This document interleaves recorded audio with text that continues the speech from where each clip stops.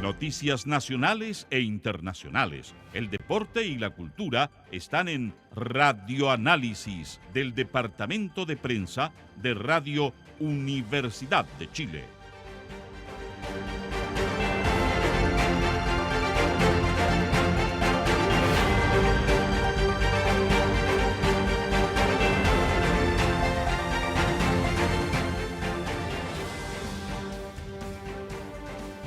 Son las 8:35, continuamos en Radio Análisis en este jueves 23 de mayo del año 2024. Hartos temas que conversar. Saludamos inmediatamente a la editora general del Departamento de Prensa de Radio Universidad de Chile, Montserrat Rolano. Buenos días, Montserrat. Muy buen día. Y vamos a saludar inmediatamente a nuestros panelistas. Me dijeron que había uno. Vamos a... Ya, no sé cuál es el de los dos panelistas que llegó, pues vamos a decir en principio, porque no tengo retorno de información ni de imagen, que nuestros panelistas del día de hoy son en primer lugar Luz Poblete. Me dicen ahora que llegaron los dos, muy bien, muchas gracias. Luz Poblete, ex presidenta de Evópoli. Luz, muy buenos días, gracias por sumarte a este panel. Vamos a ver qué pasa con Luz Poblete y también saludar al director de la Escuela de Sociología de la Universidad de Chile, Octavio Avendaño. Octavio, buenos días, bienvenido. Hola, buen día Patricio, buen día Montserrat y buen día también a Luz. Un placer estar con ustedes nuevamente en esta mañana lluviosa.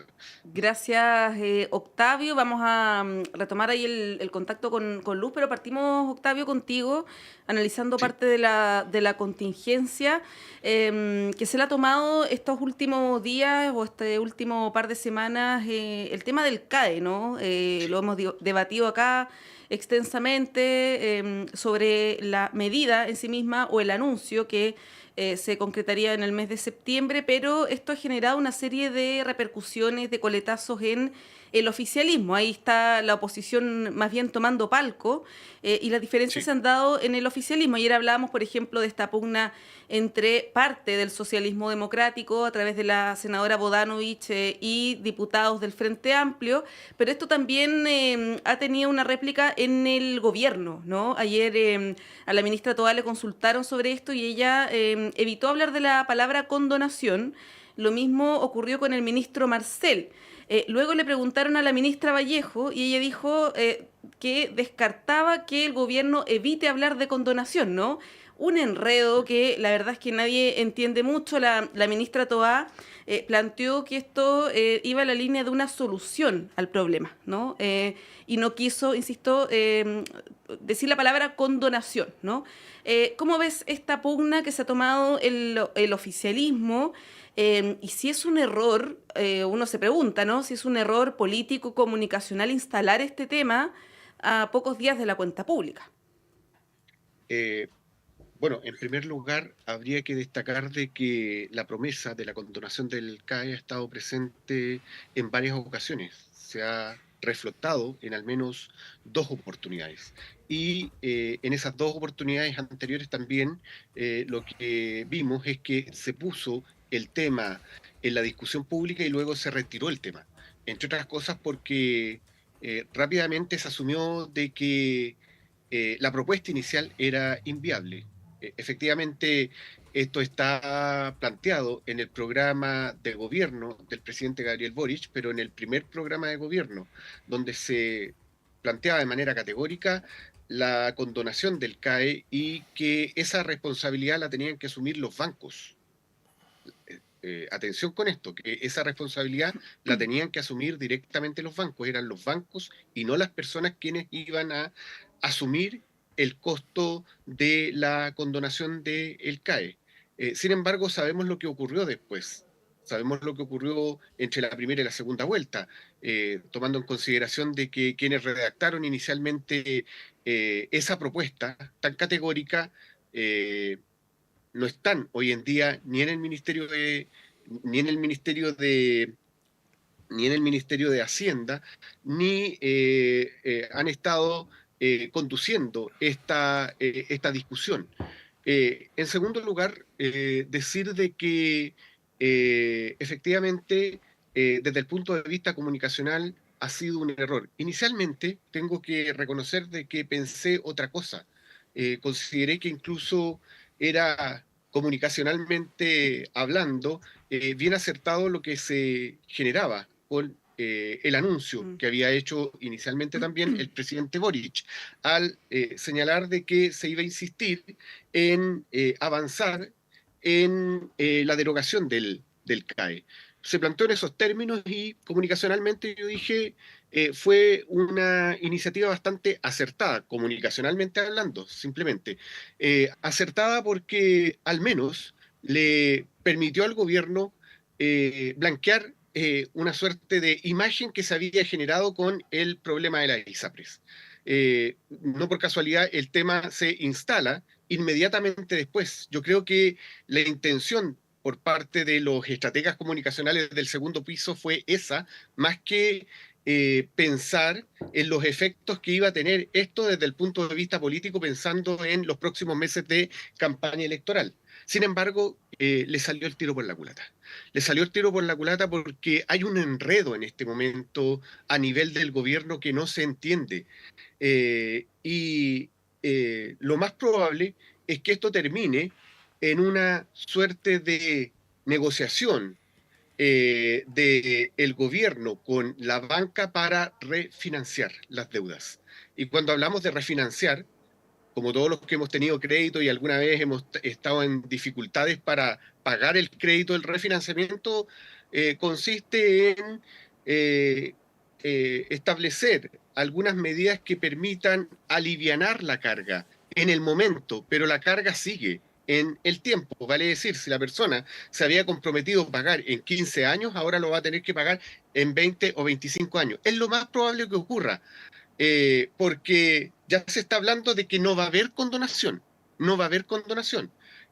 Los titulares entre ayer y hoy apuntan en esa dirección, incluyendo los principales ministros del gobierno. De manera que ahí en el oficialismo se generó una verdadera olla de grillo desde el punto de vista comunicacional, porque en realidad no había nada claro, nada concreto de cómo se iba a llevar a cabo una medida o cómo se iba a asumir una medida de esta naturaleza. Pienso que los estrategas comunicacionales, que vino de ellos, del segundo piso o de otros, pensaron de que esto iba a ser como las veces anteriores, de que se instalaba el tema y luego se retiraba. En este momento es imposible retirar este tema porque se le está exigiendo al gobierno que dé solución o que entregue una solución. Y no se lo está exigiendo la oposición, sino que se lo están exigiendo los mismos actores que estuvieron involucrados inicialmente en la discusión. Desde el punto de vista comunicacional es un error bastante grande. Desde luego, en términos objetivos hay que decir que se trata de una medida inviable. No hay recursos, eso se sabe y se supo desde el primer momento. No hay recursos para pensar en condonación. Por eso que digo, y les pido que después del 1 de junio o después de septiembre, cuando se anuncia ahora que va a estar lista la propuesta, lo más probable es que se hable de refinanciamiento o renegociación de las deudas con la banca, pero no condonación. La condonación no va a ir, entre otras cosas porque las condiciones del CAE también cambiaron. El CAE que se paga o que se asume en la actualidad es muy distinto a cuando se firmó o se estableció por primera vez el CAE, que tenía digamos, tasas de interés bastante elevadas. Hoy día, incluso desde el punto de vista de la posibilidad de pago, es mucho más viable porque existen incluso medidas que están establecidas por ley que apuntan a que si las personas no están recibiendo renta, no tienen que pagar, o si es que cumplen una cierta cantidad de años, dejan de pagar. Entonces, las condiciones del CAE hoy son muy distintas a las condiciones que se establecieron inicialmente. Sí, Y un tercer punto, no menor, con esto sí. me callo para siempre, un No, no, tercer no, no, punto no tiene tanto. que ver Sí. Un tercer punto tiene que ver con lo inoportuno que es en relación a otros temas que se plantee una iniciativa de esta naturaleza, teniendo en consideración lo que los problemas desde el punto de vista de la reconstrucción, no solamente de los incendios ocurridos en febrero de este año, sino que también los problemas que ha tenido el gobierno para llevar a cabo el proceso de reconstrucción de los incendios que ocurrieron en el verano del 2023. Y por otro lado, la reconstrucción de aquellas zonas que fueron afectadas por los temporales del año pasado. Entonces, hoy día las prioridades son otras. Hay más prioridades y más demandas respecto de la cobertura en educacional para solucionar los problemas de matrícula en la enseñanza primaria que pensar en una medida de esta naturaleza. En ese sentido es bastante inoportuna porque, desde luego, puede que en términos de opinión pública se genere un efecto totalmente contraproducente al que se pensaba iba a generar inicialmente. Bueno, vamos a saludar a Luz Poblete, y entiendo que ya se incorporó. Luz, buenos días, bienvenida. Muy buenos días, mil disculpas por los problemas técnicos, pero aquí ya estamos conectadas aquí en Radio Análisis. Mucho gusto saludarte, Octavio, tía Monse, Pato. Como Sí. siempre, un gusto estar en este debate. Te pregunto como Luz Poblete, pero también, incluso más que a tu presente, tú alguna vez fuiste dirigente de partido en un contexto de ser gobierno, ¿no? Y por lo tanto seguramente te tocó participar de reuniones antes de las cuentas públicas para ver cómo ordenar la casa, cómo interpelar al adversario, cómo salir ganando. Ese es como el resumen, ¿no? Y ni siquiera te quiero preguntar en esta vuelta, aunque si quieres, Luz, hablar del fondo del tema lo puedes hacer sin lugar a dudas, sobre el fondo, sino sobre la operación política del gobierno, porque uno deduce que cuando uno saca del sombrero, así del mago, un tema que nadie había puesto, lo hace para ganar. Deduce que tiene la casa ordenada, deduce que va a incomodar a la oposición. Y resulta que uno ve, voy a decirlo en sentido figurado, ¿ah? Ve a la oposición en tribuna comiendo cabritas, ¿no? A las dos almas del oficialismo en pugna, y peor aún, en pugna a menos de una semana o un poquito más de una semana de la cuenta pública, ¿no? Bueno, digo en términos de procedimiento, es un autogol por donde se le mire. Ahí ya te doy la palabra para que nos des tu apreciación.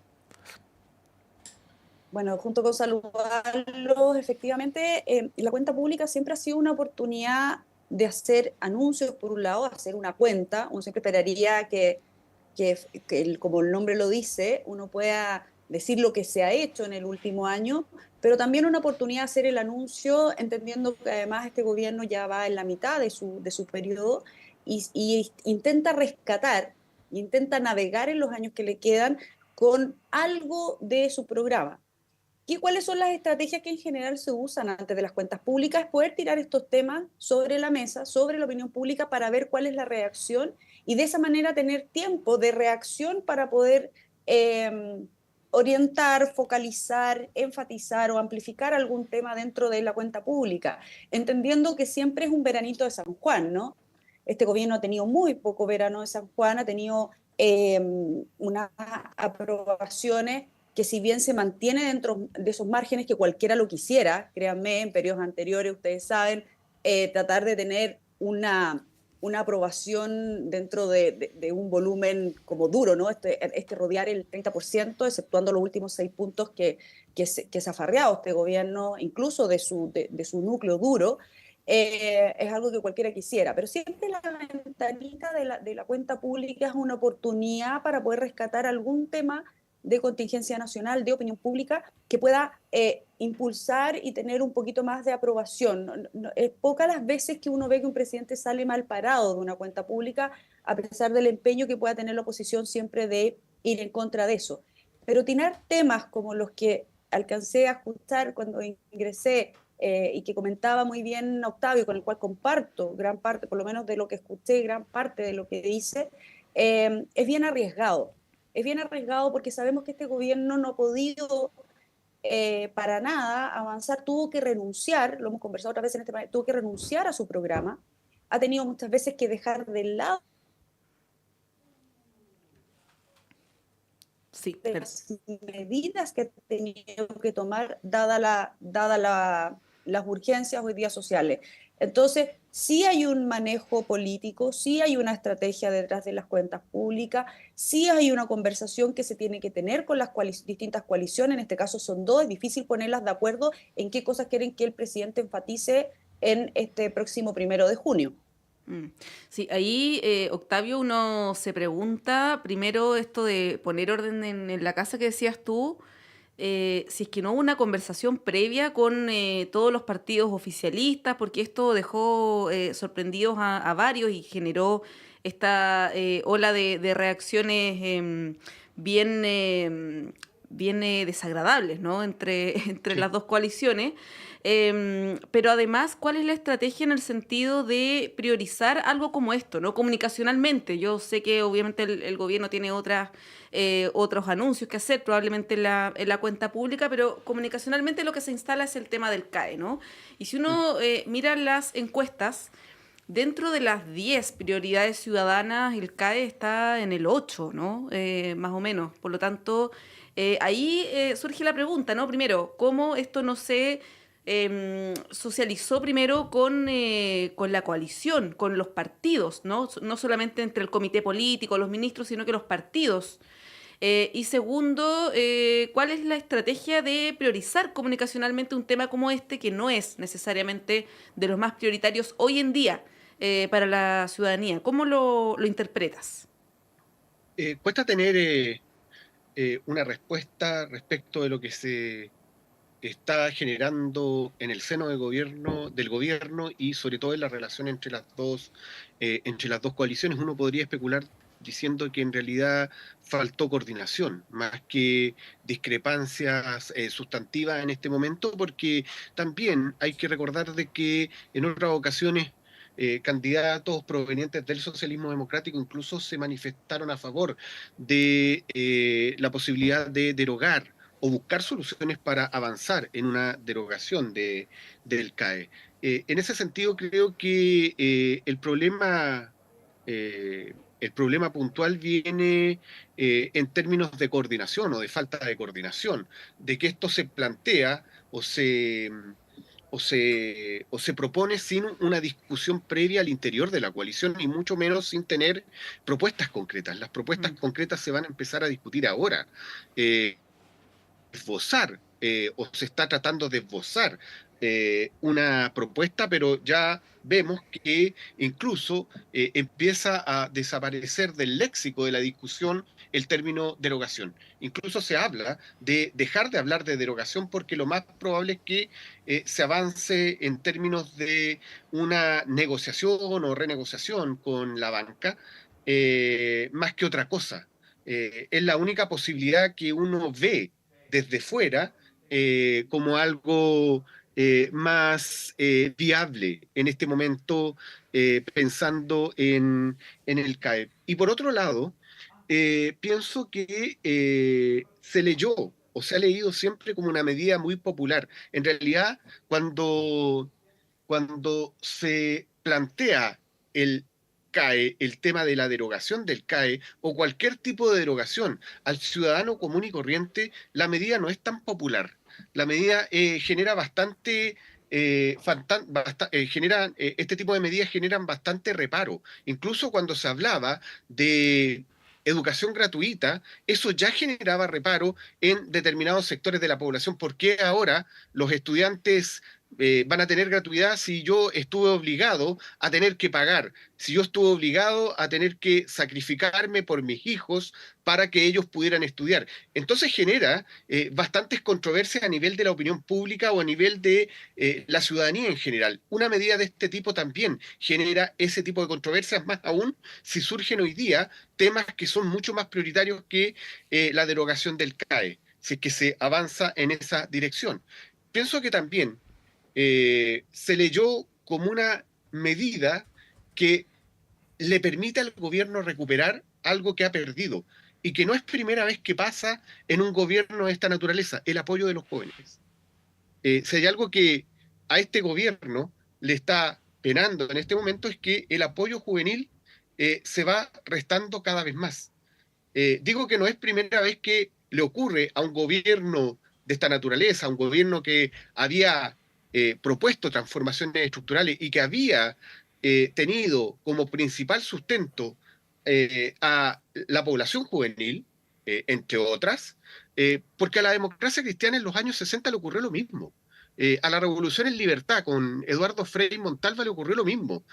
La Patria Joven, que convocó, que movilizó una gran cantidad de jóvenes, a los pocos años de conducción del gobierno y producto de las tensiones que se empezaron a generar dentro del gobierno, empezó a experimentar una pérdida de apoyo de los jóvenes. Al final, dentro de la propia democracia cristiana, dentro de la propia juventud demócrata cristiana, hubo sectores que se fueron con los quiebres que se produjeron a partir del año 68 y la creación del MAPU y posteriormente de la izquierda cristiana. Entonces, algo parecido le está ocurriendo hoy día a este gobierno desde el punto de vista político y necesita también recuperar el apoyo de ese sector o darle señales hacia ese sector, darle señales a un sector que para este gobierno y para sus pretensiones de proyección en el futuro es fundamental.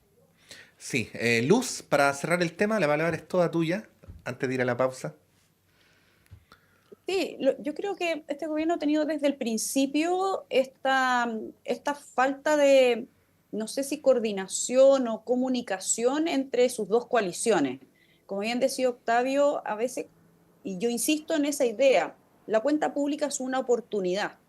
Y ellos hicieron algo que era arriesgado, que era poner un tema sobre la mesa sin pensar, es como tratar de rescatar a toda costa algo como el raspado de la olla de su programa, como decir, no me resulta la reforma tributaria, no me resulta la reforma previsional, entonces voy a sacar mi tercera bandera, ¿verdad? Mi caballito de batalla con el CAE, pero sin pensar en el contexto en el que estamos. O sea, sabemos que nos ha costado mucho los coletazos de una crisis económica que no solamente es global, sino que también es interna, que viene de la pandemia. Y con esto sabemos que era muy, muy arriesgado porque el frente estaba muy abierto respecto de una crisis económica, sabiendo el gasto que implica una condonación de una deuda como el CAE. Quienes hemos estudiado con crédito universitario sabemos que una reformulación, una ayuda, un empuje, un refinanciamiento, un premiar a los que sí han sido constantes en el pago de sus cuotas, que se les ha alargado por el tema de los intereses, una bajada de intereses, o sea, hay tantas fórmulas que han estado sobre la mesa en los distintos programas de gobierno incluso, para poder tratar de ayudar, porque se entiende que el endeudamiento hoy día es un problema, no solamente el endeudamiento en términos universitarios, o sea, de quienes han tenido una carrera con un crédito de esta naturaleza, sino que también en otros ámbitos de la vida donde el endeudamiento y el encarecimiento de la calidad de vida ha sido brutal y una consecuencia. Pero cuando tú ves que hay otras las prioridades, cuando la misma ciudadanía, la opinión pública, las encuestas, el termómetro en la calle, las próximas elecciones, o sea, cuando tienes todo un contexto efervescente donde te están diciendo cuáles son las prioridades y tú lanzas algo que parece estar encasillado dentro de lo que yo he llamado muchas veces como esta tosudez ideológica de empujar algo cuando la ciudadanía te está diciendo otra cosa, insisto, es bastante arriesgado porque la popularidad, digamos, de este gobierno no ha sido tal, su gestión en este tipo de cosas tampoco, y son promesas que son inviables, lo decía Octavio. Entonces, ¿cómo haces una promesa que sabes que no vas a poder cumplir cuando tienes hoy día una baja en tu aprobación, cuando te quedan solo 2 años o un poco más o menos dos años de gobierno donde tienes que navegar con cosas que realmente muestren, aunque sean pequeños, pero muestren pequeños logros en aquellas cosas que son la prioridad de la opinión pública y no en aquello que tú te insistes en poner sobre la mesa como si fuera la gran necesidad? Porque al final, ¿cuál es la sensación ciudadana? Pato, Monse, Octavio, quienes nos escuchan, la sensación es este gobierno no está entendiendo nada, no está realmente escuchando, se lo estamos diciendo en la cara, lo estamos tratando de ayudar diciéndole por dónde tiene que canalizar sus prioridades y lo poco y nada que se pueda recaudar en términos de donde tú puedes invertir económicamente, y resulta que vuelve a sacar este conejo del sombrero que nada bien ha tenido respuesta no solamente en la oposición, sino que también en la opinión pública e incluso en su mismo sector. Sí, para mí como periodista y como ciudadano este es un debate bien asombroso porque estamos discutiendo sobre una propuesta que ni siquiera conocemos todavía, ¿no? Entonces, estamos discutiendo sobre trascendidos o alusiones indirectas a la supuesta propuesta, ¿no? Es bien llamativo el modo en que ha ido aterrizando el tema. Bueno, vamos a ir a una pausa para ir conversando con Luz y con Octavio otros temas importantes, pero antes de eso, queremos contarles que la Orquesta Sinfónica Nacional regresa al Teatro de la Universidad de Chile este viernes 24 y este sábado 25 de mayo a las 7:30 de la tarde. Ahí, saliendo de frente del Metro Baquedano, uno se encuentra inmediatamente con el Teatro de la Universidad de Chile. El elenco va a presentar en esta ocasión 2 obras inspiradas en el cosmos. Partirá con la obertura de La Guerra de las Galaxias, del afamado compositor John Williams. Paréntesis, otra cosa es ver la música de La Guerra de las Galaxias en directo con la orquesta, es realmente impactante, así que lo recomendamos altamente. Y continuará con la obra que precisamente inspiró su creación, Los planetas de Gustav Holst, compositor inglés que destacó en la primera mitad del siglo XX. Bueno, no solamente los queremos contar y invitar, sino que decirles que tenemos para regalar 5 entradas dobles para que puedan asistir a la función de mañana viernes Super Panorama al 22-977-1579, 22-977-1579, y al final del panel les contaremos quiénes son los ganadoras y ganadores. Vamos a un breve alto y continuamos en este panel de día jueves en Radio Análisis.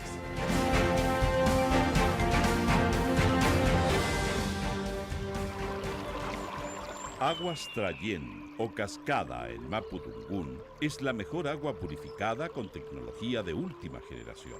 Para más información, visite su página web www.aguastrayen.com.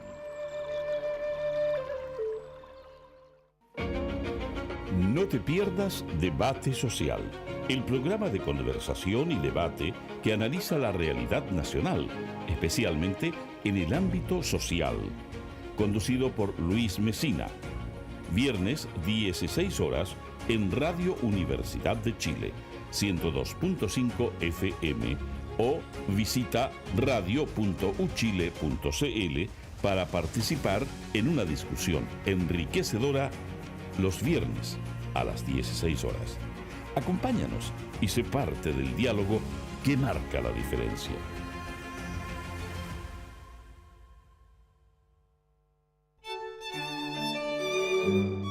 Radio Universidad de Chile te invita a escuchar los jueves a las 18 horas Diálogos, un programa del Instituto de Chile, conducido por el profesor Fernando Lolas Stepke, académico de la lengua en la radio que piensa. Diálogos, un programa para la producción del cultivo, progreso y difusión de las letras, las ciencias y las bellas artes. Todos los jueves a las 18 horas en el 102.5 FM y radio.uchile.cl.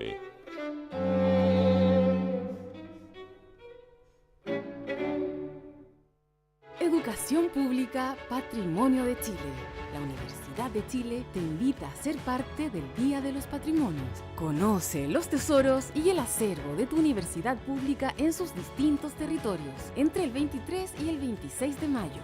Revisa la oferta de más de 40 actividades en uchile.cl/Día de los Patrimonios. Descubre el fascinante mundo del patrimonio cultural chileno en Chile, su tierra y su gente. Cada domingo, de 11 a 13 horas, te invitamos a explorar la riqueza de nuestro país diverso y emblemático. Únete a nosotros en Radio Universidad de Chile, 102.5 FM y en www.radio.uchile.cl para conocer más sobre nuestra identidad cultural. Chile, su tierra y su gente es un programa creado por el Ballet Folclórico Antumapu de nuestra universidad. Radio Universidad de Chile, tu conexión privilegiada con la música nacional, galardonada como radio fundamental de la música chilena 2024.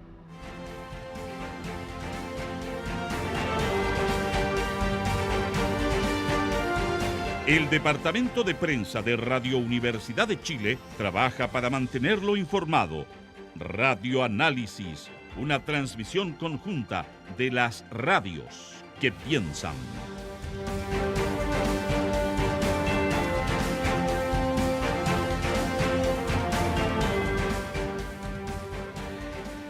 Son las 9:05. Estamos con Montserrat Rolano, con Luz Poblete, con Octavio Avendaño.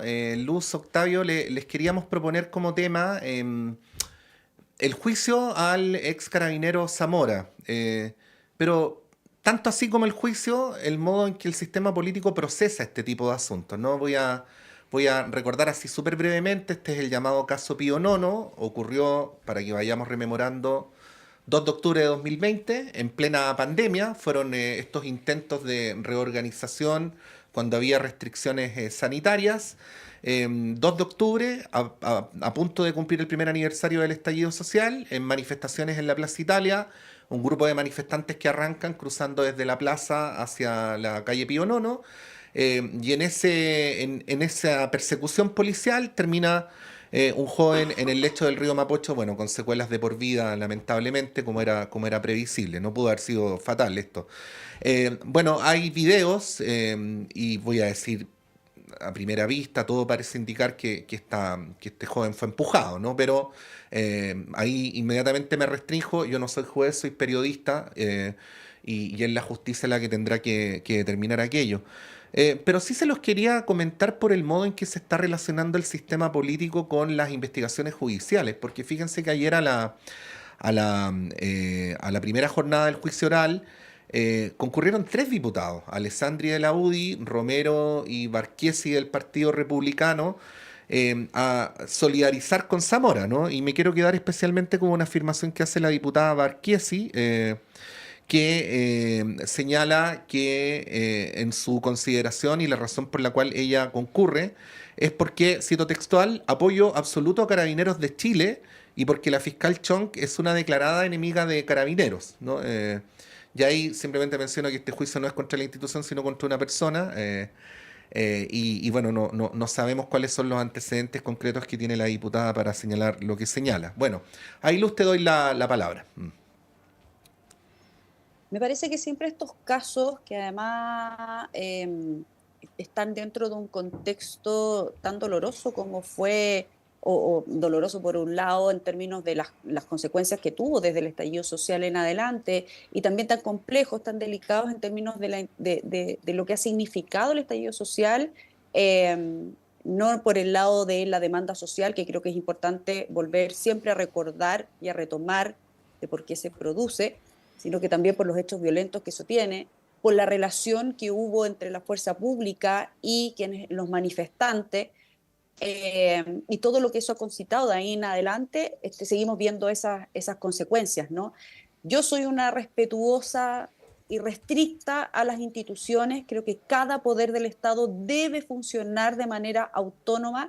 Es cierto que tiene que haber coordinación, articulación, conversaciones entre uno y otro. El Ejecutivo conversa con el Congreso obviamente recurre a la justicia si es necesario, y así todos los poderes del Estado deben estar en permanente coordinación. Pero otra cosa es como intervenir o tratar de juzgar, en este caso una jueza, que uno podrá tener una opinión o no respecto de sus actos o respecto de su función como jueza, y en este caso el cómo lleva los casos, el respaldo que pueda tener, el mérito que tenga para hacerlo. Creo que hay que respetar. Si no somos nosotros, si no son los mismos políticos quienes ejercen cualquiera de los poderes del Estado, en este caso los diputados, no se respeta esa institucionalidad, no se la deja actuar en libertad, y luego de la cosa juzgada, luego de los resultados, con la evidencia que me imagino esta jueza, dado el caso, dado que es un carabinero que en sus funciones produce o está involucrado en esta situación tremendamente compleja, creo que nosotros mismos nos estamos disparando en los pies. No sé si me explico en ese sentido. O sea, creo que la jueza debe actuar con toda la neutralidad que se espera en un caso como este. Efectivamente, tú haces una aclaración, Pato, esto no es en contra de la institución, se está juzgando un caso en particular. Esperamos que efectivamente la justicia funcione como tal y que los resultados sean producto de una investigación profunda, seria. Creo que nadie quisiera que las consecuencias de una manifestación sea algún ciudadano afectado en nada.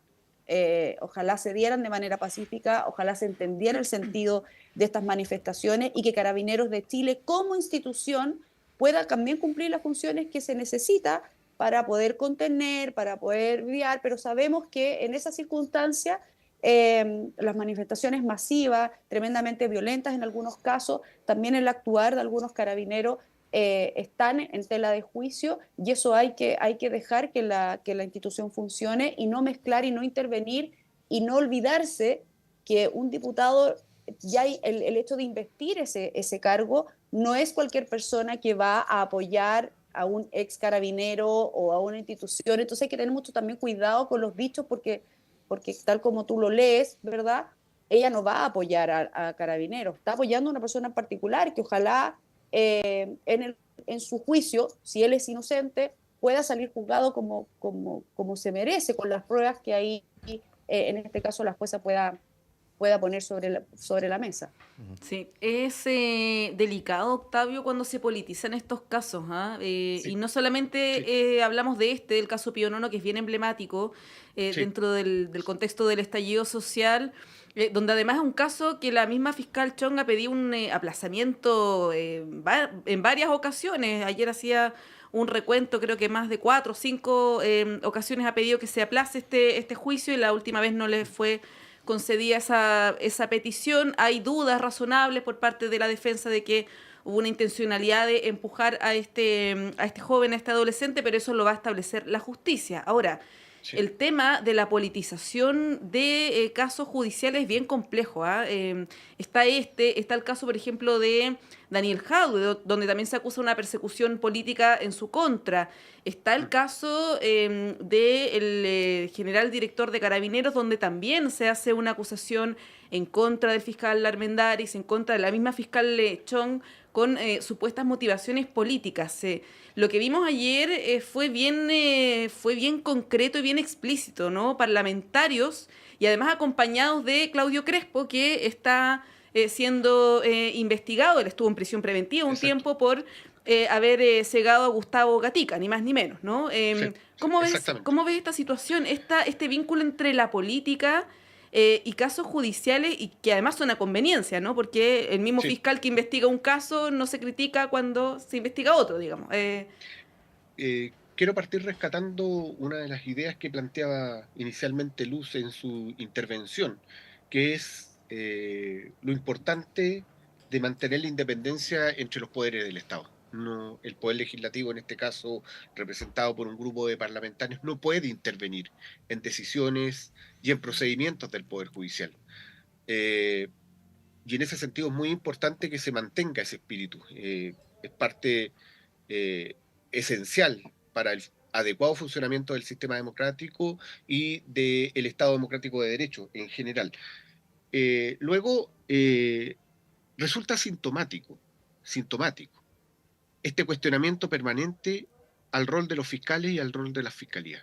Se ha hecho frecuente, independiente de quienes están involucrados. Hay cuestionamiento hacia la Fiscalía por el caso de Daniel Jadwe, pero también lo hay a propósito del director general de Carabineros. Entonces, algo ocurre con las fiscalías que genera este tipo de aprehensiones y este tipo de cuestionamiento. Quizás es una debilidad que quedó como consecuencia de la reforma procesal penal en relación al rol y las atribuciones que tienen los fiscales, porque uno de los elementos que más genera cuestionamiento y que tiene que ver con buena parte de las atribuciones y el poder que recae en los fiscales, hay una suerte de poder político tácito, implícito en los fiscales, es por el hecho de que cuando se plantea la formalización, inmediatamente se asume que es una suerte de condena previa. Y eso genera cuestionamiento. Pero es precisamente el resultado de este poder que se le ha conferido muchas veces a los fiscales. Yo no soy experto, porque no soy abogado, pero cuando he tenido oportunidad de conversar con abogados expertos en derecho procesal, expertos en derecho penal, y algunos constitucionalistas siempre me han señalado y han hecho este tipo de aprehensiones respecto de las atribuciones y el exceso de poder que asumen los fiscales, sobre todo cuando se trata de casos tan emblemáticos como todos los que hemos nombrado, como todos los que se han nombrado en esta ocasión.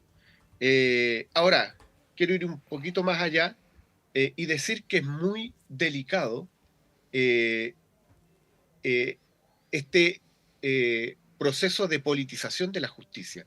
Y sobre todo un proceso de politización de la justicia cuando se está en un escenario de crisis de la institucionalidad política en general y sobre todo de crisis de las instituciones representativas. Es muy delicado porque puede llegar a ocurrir de que definitivamente a falta de solidez institucional política o del sistema político, las funciones políticas terminen siendo asumidas por jueces y fiscales. Ya ocurrió en otros países, ocurrió en la Italia de los años 90 después de Tangentopoli. Hay todo un análisis respecto de el rol político que jugaron los jueces a partir de la denuncia de los escándalos de Tangentopoli en el caso italiano. No podemos llegar a ese nivel porque en este momento sería un descalabro teniendo en cuenta los problemas que tenemos a nivel del sistema político. Sí, bueno, los seres humanos son falibles, ¿ah? O sea, puede haber fiscales o puede haber jueces que tengan animadversión de cualquier tipo contra alguien que está siendo objeto de una investigación, pero para eso la misma institucionalidad da los mecanismos formales a través de los cuales se pueden hacer las formulaciones, ¿no? Yo entiendo, porque como funcionario público uno se tiene que aprender el estatuto administrativo. Tú, Octavio, lo sabes, porque también eres funcionario público, tú sabes que si uno tiene conocimiento de un delito está en la obligación está en la obligación legal de entregar los antecedentes. Entonces, llama la atención que la diputada Bearchiesi, siendo también funcionaria pública y siendo además una autoridad, haga un señalamiento que no va acompañado de la presentación formal, ¿no? Pero bueno. Nos hemos acostumbrado harto a eso últimamente. Sí, muy lamentablemente. Bueno, Luz, hay zozobras en tu sector, porque parece que está costando ponerse de acuerdo con las candidaturas. El Partido Republicano emergió con fuerza. Hay trascendidos según los cuales Demócratas está decepcionado porque no les están entregando cupos relevantes. Hay quienes hablan de que la derecha podría concurrir dividida a las elecciones municipales y eso facilitar la reelección de alcaldes oficialistas a los cuales en su mayoría les fue muy bien la elección anterior. Por eso hablamos de reelección, ¿no? Porque en buena parte de las comunas en disputa hay alcaldes del oficialismo. Pero bueno, dos cosas. Ayer aquí Miguel Ángel Fernández, que también es más cercano a la derecha, digámoslo así, en su análisis decía que no era tan relevante en realidad, que siempre quedaba la escoba los días previos y que cuando llegaba el momento la cosa se ordenaba. Y también una moción que hizo ayer el senador Macaya, creo que a través de las redes sociales, de que había que ser pragmático, que él no tenía el propósito como Udi de ponerle el pie encima a nadie, pero que había que definir un mecanismo objetivo para ver cuál era el mejor candidato para ganarle a la izquierda, cito textual a Macaya, y que eso era lo que debía ordenar el debate. Bueno, ¿cómo lo ves? Porque esto en paralelo va con el viejo tema que cada cierto tiempo te preguntamos, ¿no? De la nunca clara, del todo clara relación entre Chile Vamos y el Partido Republicano. Bueno, efectivamente las negociaciones no son nunca fáciles, menos en momentos como estos. Es súper distinto negociar en contexto cuando eres gobierno que cuando eres oposición, que cuando irrumpen nuevos partidos políticos, porque antes se negociaba, recordemos, no hace muchos años, un poco más de 12 años, que es lo que es la existencia que tiene Bópoli, se negociaba entre dos fuerzas, RN y la UDI negociaban, todo era más fácil, ¿verdad? Se dividían dos y listo.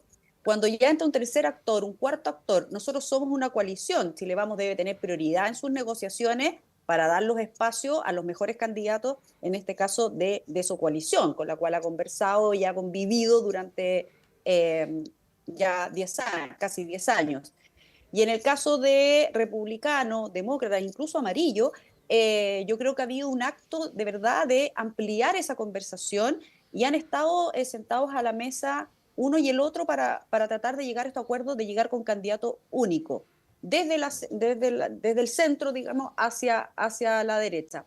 Esa es la relación, yo creo la relación que se ha establecido con republicanos desde Chile Vamos. Bueno, una es una relación de coordinación programática o temática, diría yo, en el Congreso, que es evidente, hay que conversar con los distintos actores para poder sacar adelante ciertos proyectos de ley. Y por otro lado, se ha tenido en estos cortos años que lleva Republicanos y la irrupción que ha tenido, digamos que le ha ido bien, no podemos decir lo contrario, ha sido una conversación más bien electoral y pragmática, como decía el senador Macaya.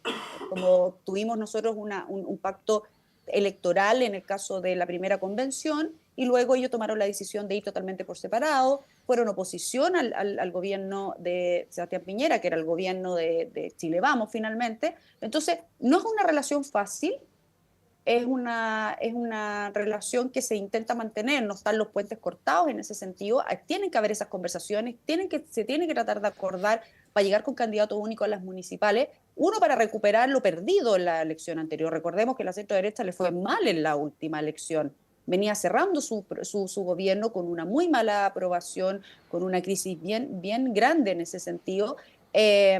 No fue fácil manejar esa situación y tratar de salvar los muebles en las últimas municipales. Ahora tiene que volver a conversar para recuperar ciertos espacios y por otro lado ganar aquellas malas gestiones que ha hecho también la izquierda o alcalde de izquierda en varios de los sectores de Chile. Es una oportunidad para la centro-derecha y tiene que hacerlo bien. Y en eso las negociaciones van a ser clave. ¿Se ponen todos nerviosos antes de las inscripciones? Sí. ¿Están hoy día Chile Vamos concentrados en sus primarias? También. Entonces están un poco detenidas las conversaciones, más bien porque Chile Vamos sus dirigentes están recorriendo el país para poder ir a acompañar a sus respectivos candidatos a primaria, y creo que se va a quedar congelado, ya quedan 2 semanitas, el 9 de junio son las primarias municipales. Yo creo que ahí recién se va a retomar, Pato, Monse, para quienes nos están escuchando las conversas. Así que todo lo que pase de aquí es más que nada fruto del nerviosismo y del tratar de generar las distintas presiones. Porque, y aquí con esto cierro, ojo con también como el buenismo un poco que se espera de parte de tanto republicanos como demócratas, porque están en el mejor de los mundos. No son parte de la coalición, nosotros ya tenemos que conversar entre 3 partidos para tratar de ponernos de acuerdo con los mejores candidatos y con los nuestros. Y además abrir el espacio para tratar de llegar a la mayor cantidad de acuerdos por omisión, en este caso, para que puedan llevar también los candidatos. Pero es como, déjame llevar mi candidato por omisión, pero aquí te compito cuando quiero porque no soy parte de tu coalición. Entonces, no es una conversación fácil porque uno trata de llevarse lo mejor de los dos mundos cuando no eres parte de una coalición donde la conversación y la negociación tiene que ser fija, porque tú te inscribes como coalición y estás obligado a llevar un candidato único. No es la obligación que tienen los otros 2 partidos, eso es más bien un pacto de caballeros. Bueno, ahora, Octavio, más allá del nerviosismo previo a las elecciones, tenemos primarias en 2 semanas más. Hay una decisión estratégica que tiene que tomar la centro-derecha, que es qué cabida, qué espacio le va a dar a republicanos, ¿no? Y esto lo quiero enlazar con lo que ha pasado los últimos días en España, ¿no? Con este discurso bien agresivo de José Antonio Caz, líder de Republicanos, cuando en paralelo se están llevando adelante estas conversaciones, que además está en un espacio de representantes de ultraderecha, donde está Milei también, que ayer hizo un show bastante triste, esa es mi apreciación en Argentina, y esto todo está de alguna manera concatenado, ¿no? Y la pregunta es, ¿qué hace la centro-derecha, o como algunos la denominan derecha democrática, ¿no? Respecto de estos sectores más ultras, que tienen expresiones como, no quiero comparar a Kast con Milei, porque sé que son personajes y liderazgos muy distintos, ¿no? Pero que se enmarcan en un contexto bien similar con esta cumbre que ocurrió en España. ¿Cómo analizas eso, Octavio? Antes de responder directamente la pregunta, quiero señalar y complementar lo que estaba diciendo Luz en relación al espectro total del sistema de partidos. No es solamente Chile Vamos o la derecha con republicanos quienes en este momento enfrentan tensiones para confeccionar sus listas. El resto de los partidos tiene el mismo problema y lo vemos también en el oficialismo. Recordemos que desde que se asume el acuerdo a nivel del oficialismo, empiezan a surgir disidencias. El diputado Diego Ibáñez decide apoyar a un candidato por fuera en Concepción y decide hace algunos días atrás renunciar a su repostulación el alcalde Sharp, que no necesariamente podamos catalogar de oficialista, pero va a generar repercusiones en el espectro de la centroizquierda y sobre todo de la izquierda. Y esto probablemente lo volvamos a observar el próximo año cuando se tengan que confeccionar las listas de diputados y senadores. En el fondo, estamos aquí frente a problemas que están enfrentando los partidos en contextos de fragmentación o en coaliciones que han experimentado procesos de fragmentación, de división, donde es mucho más difícil ponerse de acuerdo porque los pequeños partidos tienen mayor capacidad de veto a veces que los grandes partidos, o los grandes partidos se ven imposibilitados a proponer o promover ciertos acuerdos porque aparece el reclamo de los pequeños partidos. Entonces hay una situación aquí que es general.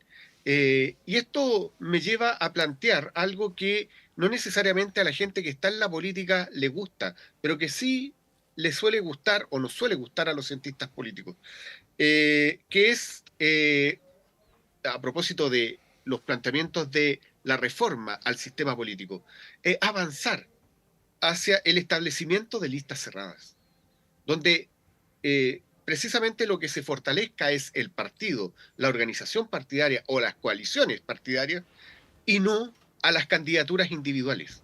Lo que ocurre acá es que las candidaturas individuales llegan a tener tanto peso que debilitan a los partidos. No por casualidad, todas las decisiones que se toman generan malestar. Hace pocos días hablaba con gente de la provincia de Curicó y me decían los problemas que se han generado allá por la definición de las candidaturas, porque se define o se decide, o los partidos deciden no ir a primarias y designan un candidato que no deja satisfecho a el conjunto de los sectores organizados y a parte importante de la ciudadanía, y comienzan a aparecer díscolos o candidatos independientes que rompen en el fondo los acuerdos y las posibilidades de potenciar las coaliciones. Este es un problema que tenemos y que se agudiza, por ende, en esta ocasión genera tanto revuelo la confección de listas más que en otras ocasiones.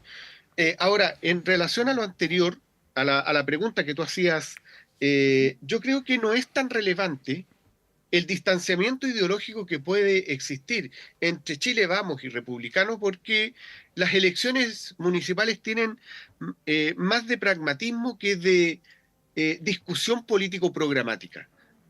Tienden a ser más pragmáticas porque de lo que se trata es de asegurar el control de ciertos territorios, o en este caso arrebatarle municipios a la centroizquierda y a la izquierda, más que otra cosa. Pero quiero decir algo, y a lo mejor Luz va a estar en contra de lo que voy a decir, probablemente. Yo no veo a la derecha como vi a la derecha en los dos gobiernos de la expresidenta Bachelet, y lo digo en estos términos porque vale la comparación de una derecha estando en la oposición, o una centro derecha y derecha estando en la oposición y luego llegando al gobierno. En las dos ocasiones llega al gobierno, pero llega al gobierno producto de una mayor cohesión y podríamos decir de una mayor ofensiva donde manifestaba voluntad de poder. Yo no veo a la derecha en estos términos hoy. Veo una derecha menos cohesionada y con menos voluntad de poder. Pareciera ser que el tema municipal no les importa, e incluso pareciera ser que no hay mayor interés por llegar al gobierno. Podemos discutir las razones de por qué no quieren llegar al gobierno después de un gobierno de centro izquierda y de izquierda el 2025, pero el ánimo, la disposición es otra. Por ende, toda la cultura gremialista que va desde la UDI hasta republicano, no se ha esmerado, no se ha esforzado por el control de los municipios populares como lo hizo antaño o como se hizo bajo el liderazgo de Pablo Longueira en su momento, de arrebatar, de conquistar a los sectores populares. Hoy día eso no está o no forma parte de la agenda. Lo que hay es candidatura, o lo que vemos candidaturas que se tratan de asegurar en algunos nichos, en aquellos sectores y territorios más seguros que han sido tradicionalmente bastiones de la derecha, pero no vemos a la derecha disputando a la izquierda y a la centroizquierda a los sectores populares hoy en día. Sí, Octavio Vuelve la vez anterior también hizo el punto sobre su escepticismo del resultado electoral para la derecha en las próximas municipales. Parece en todo caso, esto es más o menos evidente, no creo que ni siquiera sea opinable, parece más interesada en hacer oposición a este gobierno que de decir qué harían en vez de esto, ¿no? Bueno, estamos llegando al final del panel, dar lamentablemente al final una súper triste noticia. Cuando fallece alguien, preferimos ser los últimos en contarlo, pero ya ha sido confirmado por su propia casa televisiva, especialmente tratándose de alguien tan joven, a los 43 años, y por causas naturales, aparentemente un problema cardíaco súbito y repentino. Falleció el conductor de programas de viajes, entre ellos Maravillas del Mundo, Claudio Iturra. Esto, insistimos, lo podemos dar por confirmado en la medida que su propia casa televisiva, Canal 13, ha confirmado la información. Circulaban desde hace un rato algunos rumores y siempre conmociona el fallecimiento de alguien conocido, pero más aún cuando se trata de alguien tan joven. Así es que muy triste noticia, damos a esta hora de la mañana. Sé que es un cliché, pero cuando fallece alguien tan joven uno dice, bueno, hay que aprovechar la vida que tenemos. Con Montserrat nos vamos a ir un breve alto. A la vuelta continúa Claudio Medrano con ustedes y les va a entregar también, porque lo tenemos aquí encima de la mesa, la lista de los ganadores para el concierto de la Orquesta Sinfónica.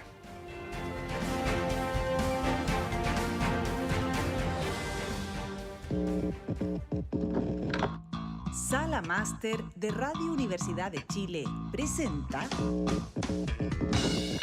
en el marco del primer ciclo femenino de Sonidos Mestizos, Sala Máster de Radio Universidad de Chile junto a Rustic Lab los invitan a su primera fecha este viernes 7 de junio a las 18:30 horas junto a dos tremendas